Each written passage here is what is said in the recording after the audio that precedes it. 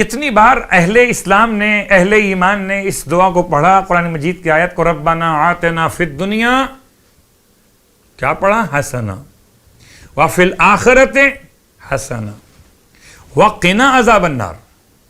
یہ آیت قرآن شکل دعا میں. کبھی غور کیا کہ آپ کیا مانگ رہے ہیں؟ آپ کیا مانگ رہے ہیں؟ کبھی غور کیا؟ آپ مانگ رہے ہیں محبت علی ابن ابی طالب. ربنا آتنا فی الدنیا حسنہ. حسنہ کیا ہے؟ حب علی حسنۃ، علی کی محبت ہے حسنہ. نیکی کیا ہے؟ علی کی محبت یعنی حسنۃ.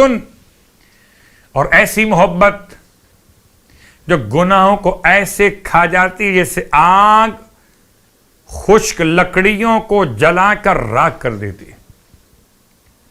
اپنی ہر عبادت میں دعا مانگ رہے ہو، ربنا آتنا فی الدنیا حسنہ، اے خدا ہمیں دنیا میں بھی محبت علی ابن ابی طالب عطا فرما، وفی الآخرۃ حسنہ، اور آخرت میں بھی محبت علی ابن ابی طالب عطا فرما، وقنا عذاب النار. جب محبت علی مل جائے تو ہمیں آتش جہنم سے بچا دے. کوئی تعلق ہے کہ جس کو محبت علی آخرت میں مل گئی وہ جہنم کے عذاب سے بچ گیا؟ آئیے غور کیجئے. سرکار ختم یہ مرتبہ احمد مجتبی محمد مصطفیٰ صلی اللہ علیہ وآلہ وسلم